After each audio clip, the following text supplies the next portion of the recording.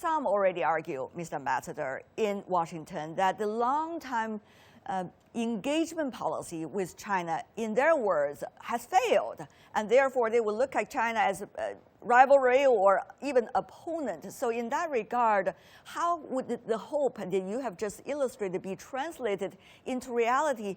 Many just wonder, how far will that be? You see, I have learned in my years here in the United States that when you talk about America, when you talk about how American people think or feel about something, don't focus just on Washington. You have to look at the 50 states. You have to look at the American people and listen to their concern, what they believe, what they think. I think there's still very strong and widespread support among the American people for a better and more stable China-US relationship. And there are different voices here. Many Americans, so many of them, not only scholars or government officials, but also people in different cities, towns, and states. Generally speaking, more people still support a better and mutually beneficial relationship with China.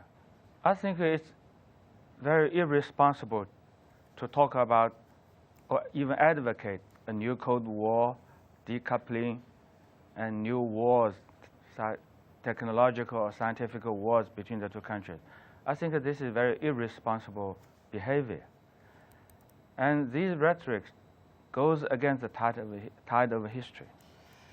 The fact over the last few decades is very clear. A stable and mutually beneficial relationship between China and the United States serves the interests of both countries and the larger interests of the international community for peace and prosperity.